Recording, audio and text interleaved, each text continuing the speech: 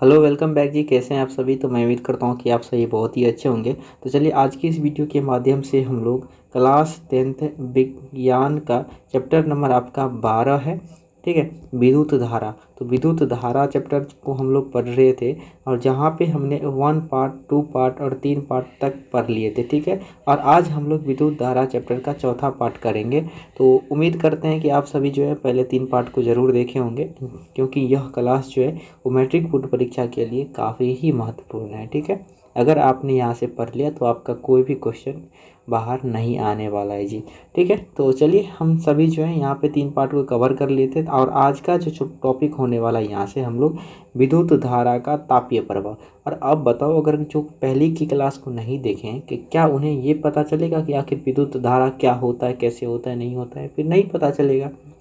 तो जब नहीं पता चलेगा और यहाँ पे प्रतिरोध नहीं पता चलेगा, तो अभी बताओ कि क्या पहले की क्लास देखना ज़रूरी है या नहीं है? तो आपका जवाब आएगा हाँ ज़रूरी है। इसीलिए अगर आप यहाँ पे आए हो तो कृपया पहले जो है पहले की क्लास जाके आप देखिए। तो चलिए यहाँ से हम समझते हैं। आप देखिए कि विद्युत धारा का उपयोग हम तापीय प्रभाव के रूप में कैसे करते हैं, यानी कि क्या हम विद्युत धारा का उपयोग करके, ठीक है, ताप के रूप में उसे बदल सकते हैं या नहीं? तो आपका जवाब आएगा कि हाँ बदल सकते हैं। वो कैसे? तो आपके घर में हीटर होगा, ठीक है, विद्युत हीटर होगा। उसके बाद आपके पास आयरन होगा, कपड़ा को प्रेस करने वाला, ठीक है। विद्युत बल्ब होगा, जो पहले में जो टंगस्टन वाली चलती थी। क्या आपने कभी विद्युत हीटर को देखा है? उसमें से हीट निकलता है और वो कैसे निकलता है ये भी बात आपको थोड़ा समझना पड़ेगा, ठीक है। और कैसे जी?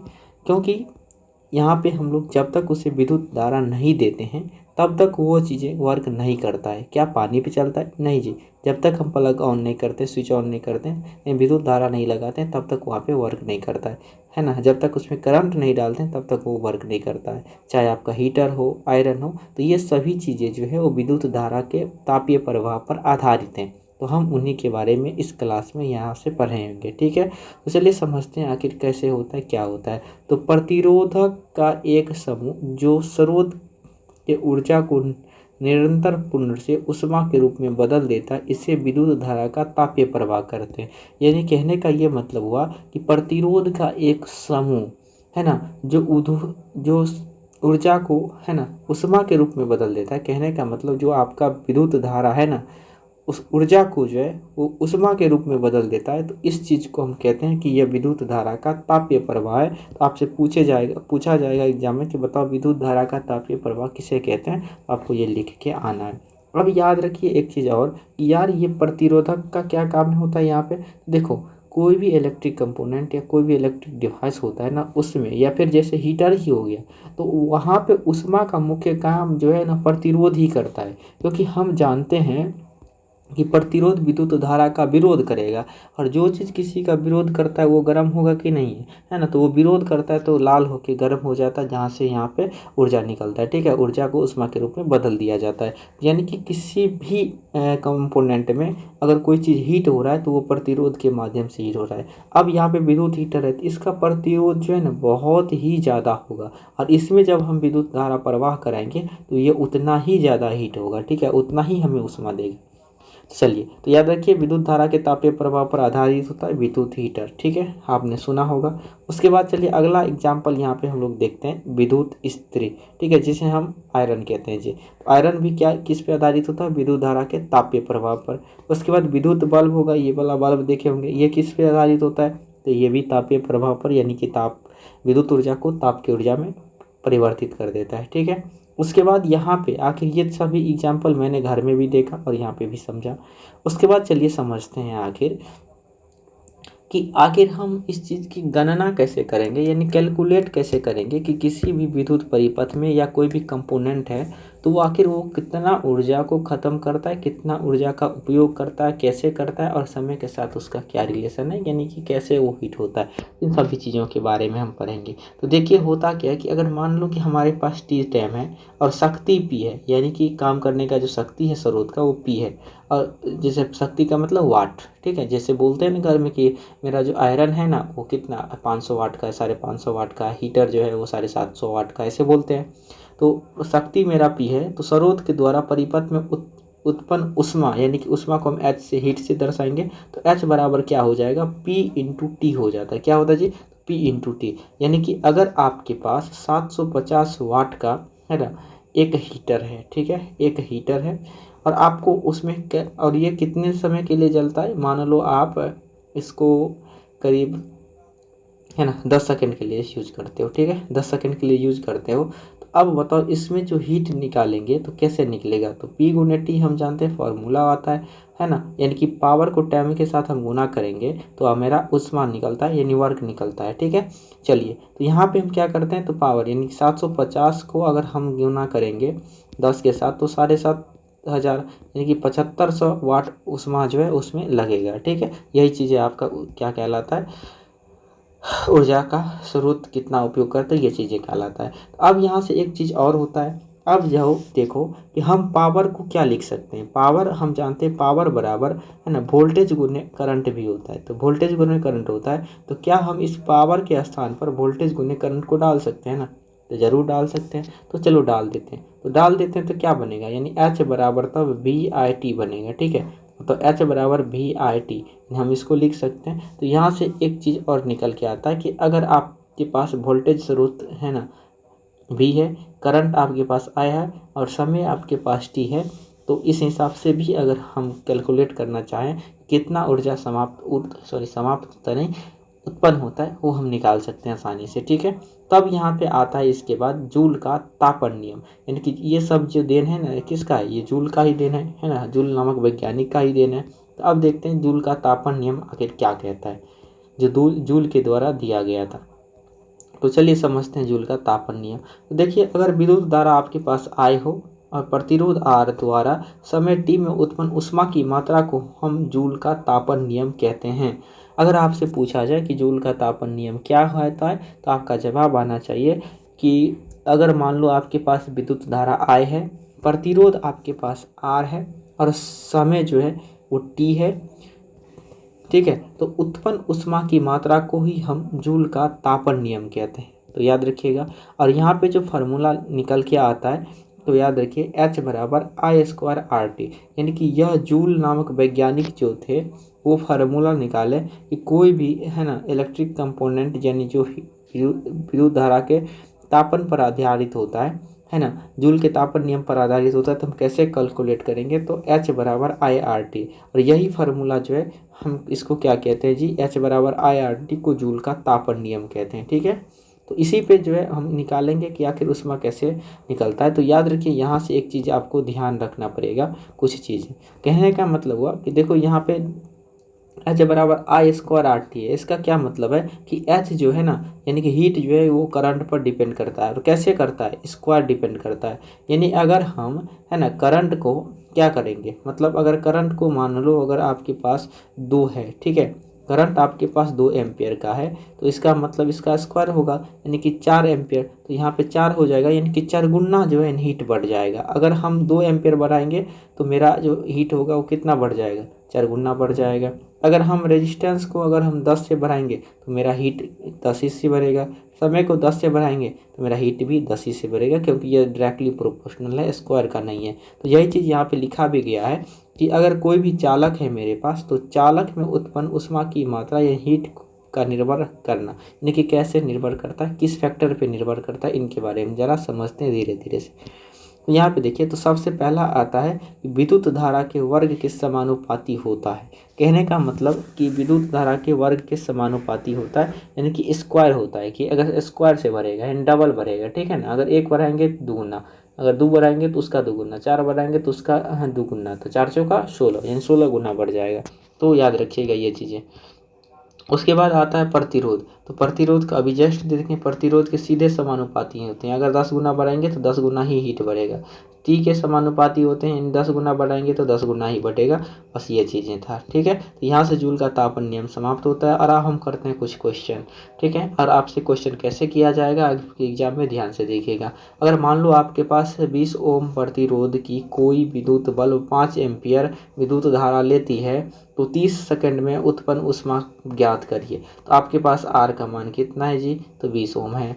एम्पियर यानी धारा का मान कितना है, तो 5 एम्पियर है, ठीक है। और टाइम का मान कितना है, तो आपके पास 30 सेकंड है। तो अब बताओ 30 सेकंड है तो अब हम कैसे कैलकुलेट करेंगे? आसानी से कैलकुलेट कर लेंगे। हम जानते हैं कि किसी भी, है ना, जब आपको प्रतिरोध दिया हो, धारा दिया हो और यहाँ पे जो है टाइम दिया हो, तो इसमें रिलेशन होता है H बराबर आई एस, है ना, आई स्क्वायर आर टी। तो आई स्क्वायर आर टी होता है, तो आई स्क्वायर का मतलब होता है 5 का स्क्वायर, ठीक है, और गुने आपके पास 20 और गुने 5, सॉरी 5 नहीं 30, तो कितना हो जाएगा? सभी को कैलकुलेट करेंगे तो 5 का स्क्वायर 20 गुने, यानी कि 20 तीन दूना 6, ठीक है, 6 यानी कितना हो जाएगा? 600, और 600 गुने 25 करेंगे तो कितना आ जाएगा बताओ? 150, यानी कि 15,000 जूल उसमें आपका सही उत्तर निकल के आएगा। तो ऐसा ही क्वेश्चन आएगा आपको भी, तो आपको बना देना है जी। उसके बाद देखिए कुछ उपयोग जो है यहाँ पे देख लेते हैं। वैसे हम लोग एग्जाम्पल समझ गए, लेकिन यहाँ पे कुछ और चीज़ें लिखा हुआ है। जैसे ही विद्युत धारा के तापीय प्रवाह का व्यवहारिक उपयोग, यानी कि विद्युत धारा के जो तापीय उपयोग है उनका उपयोग कहाँ कहाँ किया जाता है? तो सिंपल हम जानते हैं, याद रखिएगा, आपसे पूछा जा सकता है एग्जाम में 2 नंबर में, तो आपको लिखना है, ठीक है। या फिर ऐसे ऑब्जेक्टिव में पूछ लिया जाएगा कि बताओ जो आयरन होता है, ठीक है, वो किस पे आधारित है? तो विद्युत धारा के तापीय प्रभाव पर। बस सिंपल सा क्वेश्चन है, आपको जवाब में दे देना। तो यहाँ पे देखिए तो क्या आता है, तो विद्युत धारा के तापीय प्रवाह का व्यवहारिक उपयोग कहाँ पे? तो विद्युत आयरन हम जानते हैं, विद्युत तापन, ठीक है, केतली यानी कि जिसको हीटर कहते हैं, उसके बाद विद्युत केतली यानी चाय बनाने वाला, ठीक है, जो विद्युत पे कार्य करता है, और उसके बाद विद्युत हीटर जूल के तापन नियम पर ही आधारित होता है। तो ये रहा आपका, देखो ये भी गर्म करने वाला है ना, रूम गर्म करने वाला जो होता है वो है। उसके बाद आपका यहाँ पे आयरन होता है, ये भी उस तापन नियम पर आधारित है। उसके बाद विद्युत बल्ब का भी उपयोग जो है तापन के रूप में किया जाता है, यानी कि विद्युत तापन का उपयोग प्रकाश उत्पन्न करने के लिए होता है। जैसे एग्जाम्पल में याद रखिएगा बल्ब हो गया आपका, ठीक है, क्योंकि बल्ब का उपयोग हम कैसे करते हैं, क्यों करते हैं? प्रकाश ऊर्जा प्राप्त करने के लिए, यानी कि विद्युत ऊर्जा से प्रकाश ऊर्जा में ट्रांसफर कर देता है। चलिए उसके बाद याद रखिएगा कि विद्युत बल्ब का जो फिलामेंट होता है वो टंगस्टन का बना होता है। ये आपसे पूछेगा एग्जाम में कि बताओ विद्युत बल्ब का जो फिलामेंट होता है वो किस चीज़ से बना होता है? तो टंगस्टन से बना होता है। किस चीज़ से बना होता है? टंगस्टन से बना होता है। तो विद्युत बल्ब का जो फिलामेंट होता है वो किस चीज़ से बना होता है? तो टंगस्टन से बना होता है, आपको याद रखना है। और टंगस्टन का गलनांक कितना होता है ये भी आपसे पूछा जाएगा। तो 3380 डिग्री सेल्सियस होता है, मतलब इतना ज़्यादा होता है, समझो 3380 कितना हो गया, ठीक है, तो 3380 डिग्री सेल्सियस पे जाके ये पिघल जाएगा। उसके बाद हो सकता है आपके एग्जाम में 3300 की जगह पे सीधे सीधे 3500 डिग्री सेल्सियस ऑप्शन में दिया रहता है, तो आपको उसको टिक आउट कर देना आसानी से, कोई दिक्कत नहीं होगा, कोई परेशानी नहीं होगा, ठीक है। चलिए आगे समझते हैं अब। उसके बाद याद रखिएगा कि बल्ब में जो है ना अक्रिय गैस जैसे नाइट्रोजन आर्गन गैस भरी जाती है, जिससे तंतु ऑक्सीजन के संपर्क में अभिक्रिया न करके उसकी आयु बढ़ा देती है। कहने का यह मतलब हुआ कि अगर कोई, जैसे ये मान लो ये बल्ब है ना, तो बल्ब के अंदर में जो है ना वो निष्क्रिय गैस भर दी जाती है, यानी कि वायु को निकाल कर, यानी ऑक्सीजन को निकाल कर इसमें निष्क्रिय गैस, यानी कि ताकि उस फिलामेंट के साथ भी, है ना, कोई भी चीज़ें अभिक्रिया न करें और जिससे जो है उसके जलने में या उसके गलनांक में बाधा न डालें। क्योंकि जैसे खास करके ऑक्सीजन का बात किया जाए तो ऑक्सीजन से अगर ये संयोग कर लिया, यानी कि अगर ऑक्सीजन के संपर्क में ये इसका फिलामेंट आ गया, ये तुरंत जो है गलित अवस्था में हो जाएगा, तुरंत गल जाएगा, क्योंकि ऑक्सीजन गया वहाँ पे हीट हुआ, ठीक है, और इसके माध्यम से जो आपस में दोनों अभिक्रिया किया, रिएक्शन किया, और वो गल गया, पानी के रूप में हो गया, ठीक है। उसके बाद जैसे इसीलिए जो यहाँ पे क्या किया जाता है, तो नाइट्रोजन जैसे अक्रिय गैस भर दिया जाता है, ऑर्गन जैसे अक्रिय गैस भर दिया जाता है। तो ये आपसे पूछेगा एग्जाम में कि विद्युत बल्ब में कौन सी गैस भरी होती है, तो याद रखिएगा, है ना, अक्रिय गैस और जैसे नाइट्रोजन भरा रहता है, ठीक है। तो खास करके आपके एग्जाम में यही पूछेगा कौन सी गैस, तो ऑप्शन में आपको नाइट्रोजन गैस लिखा रहेगा, टिक आउट करना है, नाइट्रोजन गैस ही आपके एग्जाम को सही मानता है, ठीक है। चलिए उसके बाद आर्गन गैस भी भरी जाती है, ऐसा नहीं है ना, कोई भी अकेली गैस वैसे भर सकते हैं, कोई दिक्कत नहीं है। उसके बाद देखो जिसमें तंतु ऑक्सीजन से संपर्क न करे और उसकी आयु बढ़ जाए। चलिए फिर आगे समझते हैं। अब हम यहाँ से हम लोग पढ़ने वाले हैं विद्युत फ्यूज के बारे में। आखिर विद्युत फ्यूज क्या होता है, इनके बारे में समझते हैं जी। अब बताओ, घर में आपने देखा होगा, ठीक है, फ्यूज लगा होता होगा आपके बोर्ड में।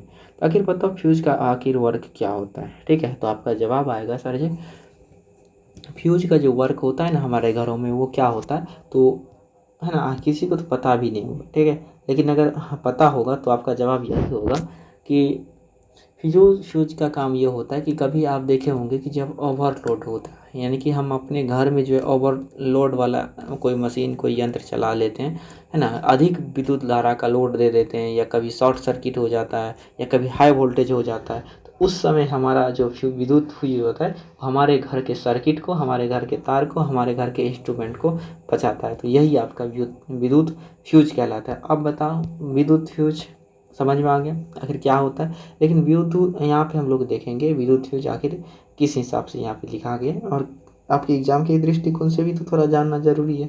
ठीक है, तो यहाँ पे देखो, तो जूल के तापन नियम पर आधारित एक युक्ति है, यानी एक डिवाइस है। तो सबसे पहला क्वेश्चन यहाँ से आएगा आपका कि बताओ विद्युत फ्यूज जो है ना किस चीज़ पर आधारित है। तो आपका जवाब आना चाहिए कि सर जी विद्युत फ्यूज जो है ना जूल के तापन नियम पर आधारित होता है। ये आपसे क्वेश्चन पूछेगा। ठीक है, चलिए आगे समझते हैं। उसके बाद तो जो विद्युत परिपथ को सुरक्षा प्रदान करता है, यानी इसका काम ही है विद्युत परिपथ को सुरक्षा करना है। उसके बाद इसका उच्च गलनांक होता है, यानी इसका जो गलनांक होता है ना वो हाई होता है, यानी कि जल्दी गलता नहीं है, लेकिन प्रतिरोध बहुत ही कम होता है ताकि धारा आसानी से प्रवाह कर जाए। ठीक है, और जैसे ही करंट का मान बढ़े, यानी कि ज़्यादा इसमें करंट आ जाए, शॉर्ट सर्किट हो, तो यहाँ पे क्या हो जो ये गल जाए।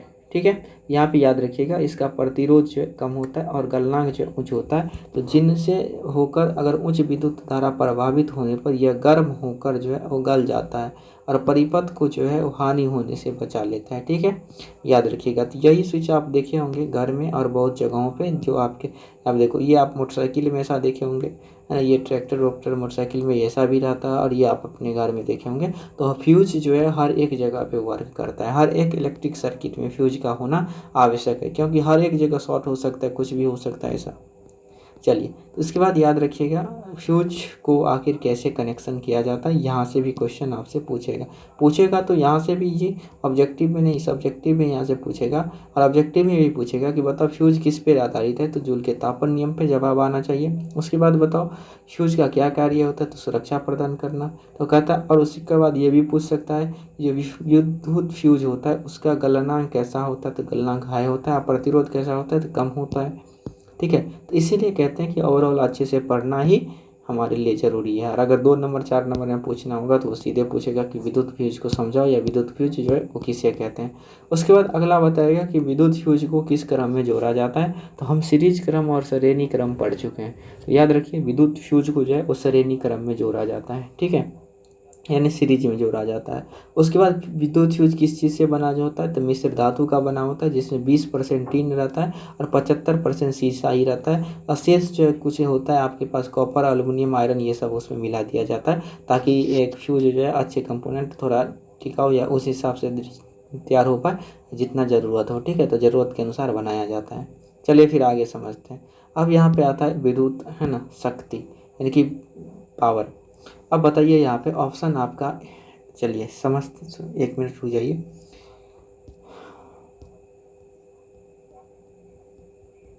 चलिए, तो अब हम जो है वो सारी चीज़ें पढ़ लिए यहाँ पे, लेकिन अब आता है आपका टॉपिक विद्युत शक्ति।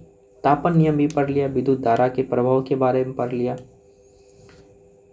उसके बाद विद्युत धारा से संबंधित चीज़ों के बारे में पढ़ लिया। इन सारी चीज़ों के बारे में हमने यहाँ तक स्टडी कर लिया। लेकिन अब यहाँ से आता है विद्युत शक्ति। आखिर पावर क्या होता है, नाम तो सुने होंगे ना कि विद्युत शक्ति यानी कि इतना पावर ये ख़त्म करता है या इतना पावर का है। कोई भी बल्ब लाते हैं तो आप सुने होंगे कि ये 10 वाट का है, यानी उसकी ये शक्ति बताता है। ठीक है, ये 15 वाट का है, 13 वाट का है, 17 वाट का है, 750 वाट का है।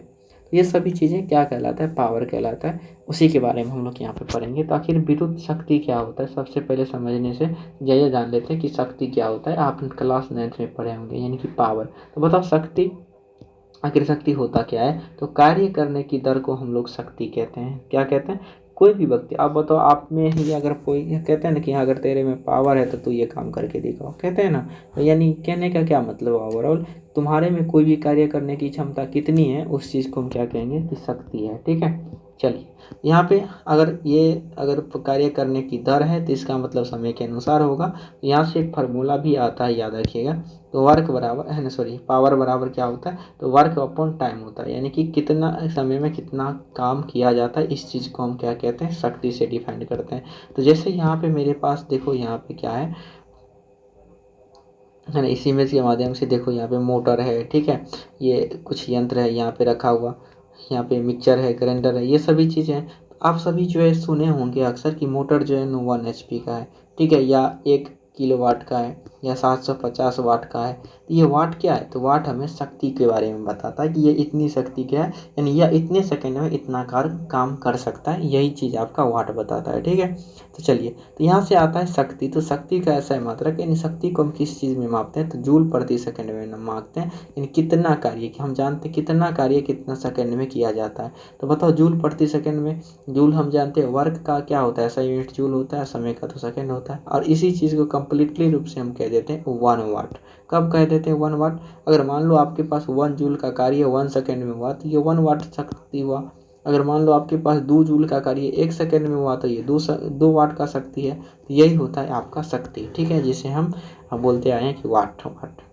चलिए, तो अब यहाँ पे आता है, आखिर वो वाट तो होगी, चलो शक्ति के बारे में होगी, तो आखिर विद्युत शक्ति क्या होता है, यानी कि इलेक्ट्रिक पावर क्या होता है, इनके बारे में समझ लेते हैं। तो सिंपल सा बात है कि विद्युत ऊर्जा के दर को हम लोग विद्युत शक्ति कहते हैं। क्या कहते हैं जी, तो विद्युत ऊर्जा के दर को हम विद्युत शक्ति कहते हैं, कि यानी समय के अनुसार जो है वो कितना विद्युत ऊर्जा की है ना वो काम करता है, उस चीज़ को हम विद्युत शक्ति के रूप में डिफाइन करते हैं। तो यहाँ से आपका फार्मूला बनता है, यानी कि P बराबर ऊर्जा है ना H/T, यानी कि कितना ऊर्जा जो है कितने समय के लिए खत्म होता है, उसको हम क्या कहते हैं, तो विद्युत शक्ति कहते हैं, यानी इलेक्ट्रिक पावर कहते हैं। तो समझ में आ गया। आपके घरों में यहाँ पे देख रहे होंगे, तो ये जितने भी विद्युत ऊर्जा होते हैं, ये क्या होता है, ये विद्युत शक्ति के दर में होता है, कितना यूज करते हैं हम, तो ये आपका क्या बन जाता है, विद्युत शक्ति बन जाता है।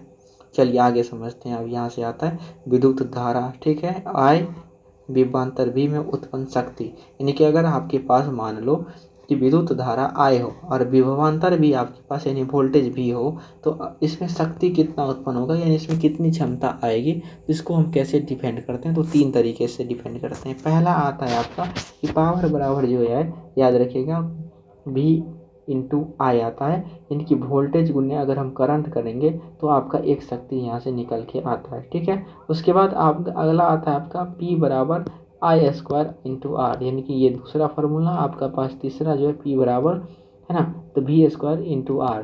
तीनों का अलग अलग यूज है, यानी कि तीनों ऐसे पावर ही निकालने के लिए किया जाता है, लेकिन तरीके तीनों का अलग है, एक ही से आता है, ठीक है। अब यहाँ पे क्या किया गया बताओ, वोल्टेज के स्थान पर क्या कर दिया गया, वोल्टेज के स्थान पे I, ठीक है।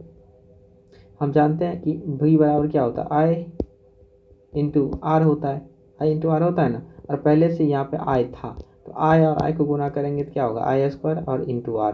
तो बताओ इसी चीज़ को तो यहाँ पे ऐसे लिख गया और फिर इसी चीज़ को ऐसे लिखा है, तो ये कोई बात नहीं है, इन तीनों जो है सेम ही चीज़ें हैं, ठीक है, याद रखिएगा। तो लेकिन मुख्य फार्मूला क्या होता है, तो P बराबर जो है वोल्टेज गुने करंट होता है शक्ति का। तो विद्युत शक्ति का फार्मूला क्या हो जाएगा जी, याद रखिएगा, P बराबर VI, ठीक है, एक भैया का सेम भी चलता है, तो P बराबर VI। और यहाँ से ये भी निकल के आता है, तो ये भी पूछेगा आपके एग्जाम में कि शक्ति का निम्नलिखित में से कौन सा फार्मूला सही है, तो I² भी सही है, V² भी सही है, ठीक है, लेकिन एक आएगा ऑप्शन में P बराबर VR², जो कि आपके ऑप्शन को गलत करेगा, यानी ये सही नहीं होगा, ठीक है। चलिए आगे समझते हैं। आप विद्युत शक्ति का ऐसा मात्रक हम जानते हैं वाट होता है, और ये छोटा मात्रक है, मतलब छोटे छोटे चीज़ को मापने के लिए, जैसे बल्ब को मापने के लिए 10 वाट का है, 12 वाट का है, ठीक है ना। तो इन सभी चीज़ों को, या फिर ग्राइंडर मशीन हो गया, आपका रनिंग मशीन हो गया है ना, या फिर क्या कहते हैं विद्युत हीटर हो गया, विद्युत बल्ब हो गया, 100 वाट का होता है, 700 वाट का होता है,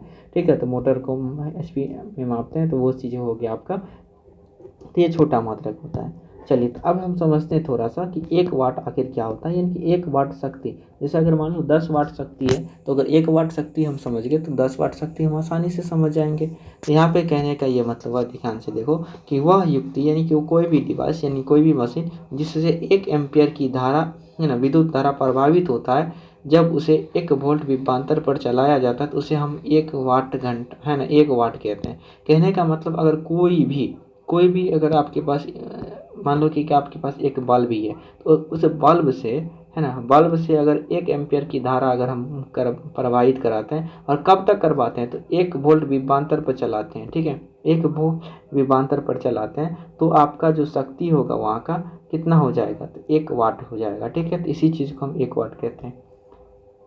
चलिए, अगर मान लो आप 2 एम्पियर का धारा चलाते हो 1 वोल्ट पर, तो आपका जो शक्ति होगा वो 2 वाट का होगा, ठीक है।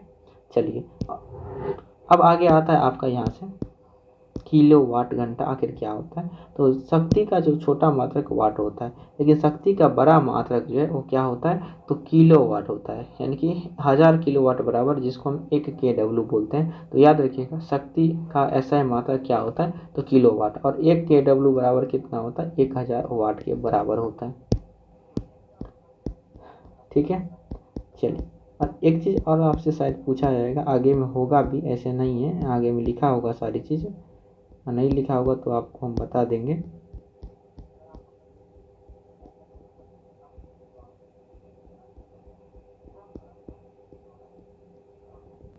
चलिए,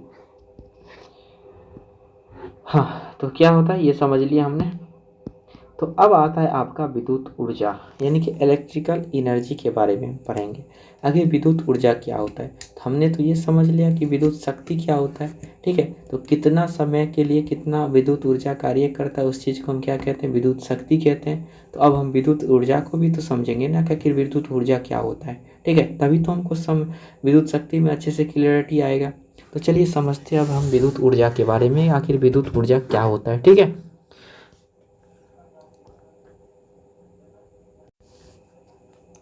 चलिए, तो याद रखिएगा, तो विद्युत शक्ति और समय का गुणनफल होता है, यानी कि ये जो विद्युत ऊर्जा होता है ना, ये विद्युत शक्ति और समय का गुणनफल होता है। यानी कि जब हम विद्युत शक्ति को समय के साथ गुना करते हैं तो हमें प्राप्त होता है विद्युत ऊर्जा। या दूसरे लफ्जों में कह सकते हैं कि किसी चालक में विद्युत आवेश की परह से उत्पन्न ऊर्जा को हम विद्युत ऊर्जा कहते हैं। यानी कि अगर हम कोई भी चालक है, यानी कि कोई भी तार है, कोई भी डिवाइस है, उसमें अगर हम विद्युत आवेश देंगे तो उसके प्रवाह से अगर कोई ऊर्जा उत्पन्न होता है या ऊष्मा उत्पन्न होता है, तो उस चीज़ को हम विद्युत ऊर्जा कहेंगे या विद्युत ऊष्मा कहेंगे, ठीक है। यहाँ से आपका फॉर्मूला आता है एनर्जी बराबर, ठीक है, P गुने टी, यानी कि पावर गुने समय। तो याद रखिएगा, अगर विद्युत ऊर्जा आपको कभी भी निकालना हो तो हम क्या करेंगे, P गुने टाइम करेंगे, यानी कि PT, शक्ति गुने समय से हम निकालेंगे, ठीक है। तो यहाँ से आपका विद्युत ऊर्जा निकल जाएगा। तो विद्युत ऊर्जा, और उसके बाद यहाँ से एक फार्मूला और ड्राइव होके आता है, याद रखिएगा कि विद्युत ऊर्जा यानी एनर्जी निकालने के लिए हम VIT का प्रयोग करेंगे, कि यानी अगर जब वोल्ट दिया रहे, करंट दिया रहे और समय दिया रहे, तो हम VIT का उपयोग करेंगे। या और उसके साथ याद रखना है आप सभी को कि विद्युत ऊर्जा का जो SI मात्रक होता है वो वाट घंटा होता है, यानी कि WH होता है। और हम अपने घरों में जो बिजली यूज करते हैं हम विद्युत ऊर्जा के रूप में ही यूज करते हैं, ठीक है। चलिए, उसके बाद यहाँ पे आता है कि 1 वाट घंटा को हम समझते हैं कि 1 वाट घंटा क्या होता है। तो याद रखिए, जब 1 वाट शक्ति का उपयोग 1 घंटे तक होता है, जैसे हमने अभी शक्ति पढ़ लिया, ठीक है, एक वाट क्या होता है, 1 वाट पढ़ लिया। अगर 1 वाट शक्ति का उपयोग अगर हम 1 घंटा तक कहेंगे, तब हमारा जो ऊर्जा होगा 1 वाट घंटा का होगा, ठीक है, यानी एक इतना हमने जो है यूज कर लिया। उसके बाद याद रखिएगा, ऊर्जा का व्यवहारिक मात्रक जो है वो किलो वाट घंटा होता है, जिसे हम KWH कहते हैं, और इसे ही एक यूनिट कहते हैं। यानी कि हमारे घर में जो हम यूज करते हैं ना विद्युत, उसको हम यूज करते हैं विद्युत ऊर्जा के रूप में ही यूज करते हैं, ठीक है। और हमारा जो पैसा भी आता है ना, वो विद्युत ऊर्जा उपयोग करने का ही आता है। अगर मान लो कि हम अपने घर में 1 किलो वाट घंटा, मतलब अगर 1 किलो वाट का मतलब हम समझते हैं 1000 वाट, अगर आप 1 घंटे तक उपयोग करते हो तो इसी को हम 1 यूनिट कहते हैं, और इसी 1 यूनिट का हम 8 रुपया देते हैं, ठीक है। तो आप समझ में आया विद्युत ऊर्जा क्या होता है।